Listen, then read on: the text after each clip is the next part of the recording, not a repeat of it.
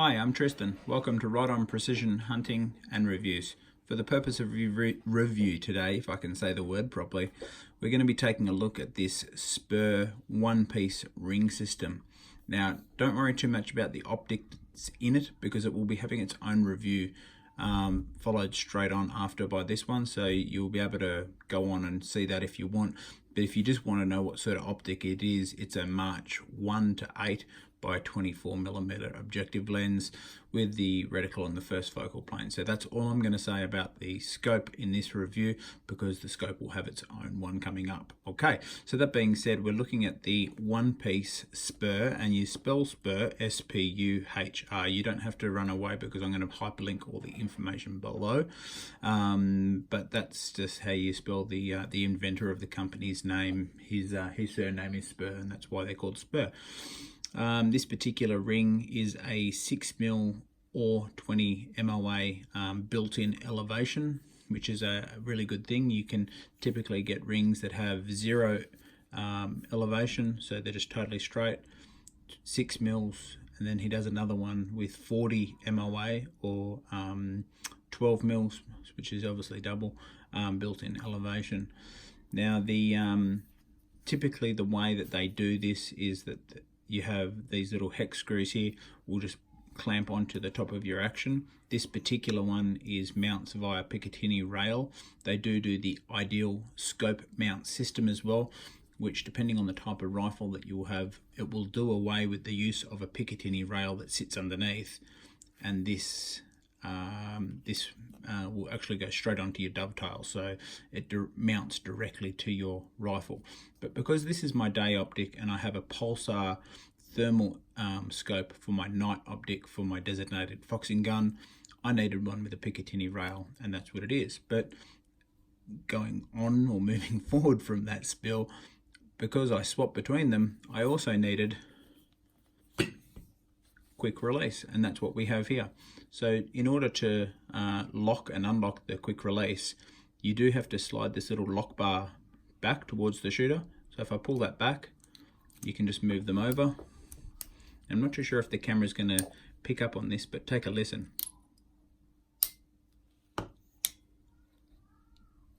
Just really nice solid sounding clicks. It just, in the dead of dark, which I have used this a lot, you can just tell that when it is locked down and when it isn't.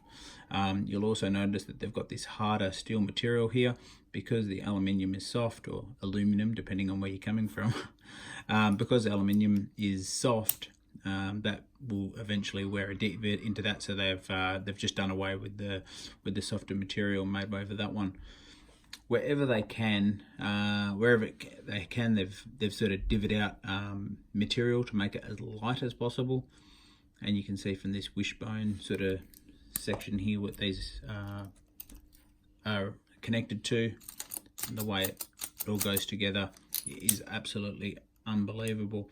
And when people always say, well, how much do you lose taking it on and off, I can honestly say I don't think I lose anything with these scopes. It is on and off the rifle all the time, and you know, over the course of maybe 50 or 60 on and offs, I might lose one single click. Like, I'm talking not 1 mil rad, one single click, and that's probably a little bit of me. The important thing to remember is that the way that you put them onto your Picatinny rail, this is just a bit of advice, always consistently do it the same way. So if you do the front one first, always do the front one first. Make sure you always push it forward, hold the rifle in the same way as you're putting it on. I'm actually doing it because this is the way I hold it. When I put it onto the rail, I push it forward, and then I click it with my left hand, keeping it that pressure maintaining forward, then I push the right one. I always just do it in exactly the same way every single time, and I never have a problem. Now, you will notice on the left hand side here, on both sides, you have these little screws, and what these screws are designed to do is for accessories. So on the rear one, you could have a slope angle indicator if you were shooting very long ways. Built in there, you have an option to put accessories on the side, on the front one, on the side, the top, and on the other side. So that could be an IR torch, a little close range sight if this was a long range optic. You could have a torch on that side, you could have whatever you want. You do have the option for another little sight picture or another accessory back here if you wanted it to. You could even put something like a Picatinny rail with a laser rangefinder, like the radius rangefinder or something to that effect if you wanted to as well. One of the standout features of the SPUHR rings is the use of not one or two that you would typically see, but three. So you've got three bolts as the lock-in bolts to lock them in. So they are extremely sturdy. On the inside of these rings, they do have like a round out little ring as well, and that just aids with clamping pressure. The company SPUHR they say that you do not need rosin powder, although if you want to use rosin powder in your rings, I personally just do use rosin powder in all of my scope ring applications. It's not going to hurt by any stretch of the imagination, and it does protect your scope a little bit as well. But you definitely don't need it. That's how good these are. These are an absolute tier 1, and I'm talking top of the line, as good as it gets. Scope ring system. Also being a one-piece scope system, just excuse me while I grab something from my drawer to show you. Whenever I fit a rifle, scope rings to a rifle, I use this scope alignment tool. So basically what you do is put one ring in the front ring, one bar in the front ring, the other bar in the back ring, and you push them together, and by the two bars coming together you will be able to see if one bar is sitting higher than the other, well then your rings are out. And I can assure you, unless you have an absolutely horrible rifle which was made before Christ, these rings will not require any lapping. I've actually never heard of a set needing lapping, so these will be right to go with your optic straight out of the bag, I can assure you. Now the other thing you'll notice, that if I'm just trying to move my little reloading tray in front of me, normal rings, they sit perfectly square and the cap sits on. You'll notice that these ones, it's just hard to get for the camera to, I'm just picking up the camera, these ones sit on a 45-degree angle, which is a bit odd, and it's not just a point of difference. What it means is, because I don't have these screws on the left and what would normally be the right hand side, on the left and the right hand side getting in the way of my focus dial and my windage dial, by having them on that 45-degree angle, when I look down the side of my scope like that, I can see my windage very clearly. And when I move my hand and I look down the other side of my scope, I can see my focus dial very clearly. Now if you can imagine that big knuckle or that big lug was over here and over here, it would just get in the way. So that's just an awesome point of difference to have the 45-degree cut scope rings. Like I mentioned, you've got the 3 lock-in bolts, which makes them very secure.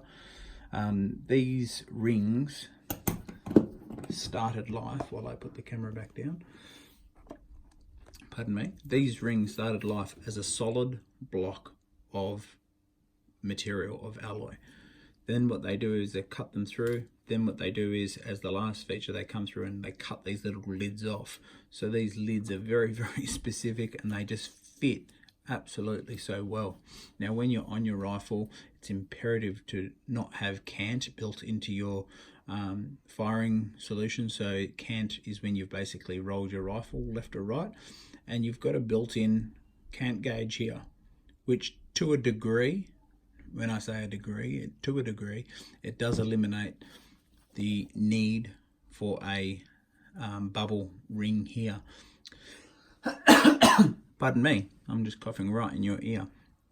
I haven't got a bubble ring on this one because, 1, I don't have a lot of room. 2, it's a foxing gun, so I'm not really shooting foxes past 200 or 300 meters, and I can just rely on this one, and they're very quick offhand shots anyway, so I don't really go to the bubble ring as much. All my other scopes do have it, and I do have a bubble ring for this one, but I'm just in two minds to put it on because I'm all about weight on this particular rifle. When it comes back, you'll see what I mean, because it's carbon fiber, everything. This is going to effectively wrap up my review of the SPUHR rings.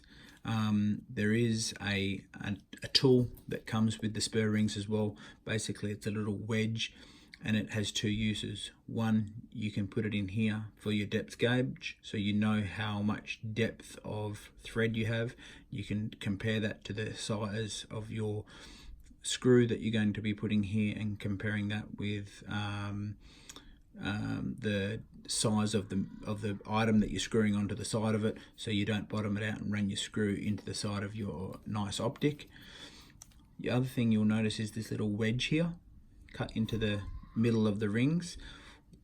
Because it's a triangle wedge, when the rings, when the scope is sitting in here loose, you get the wedge and slide it in here, and it will automatically, because it goes in and flattens off on the flat section of your scope here, it will automatically level the rifle scope within the rings.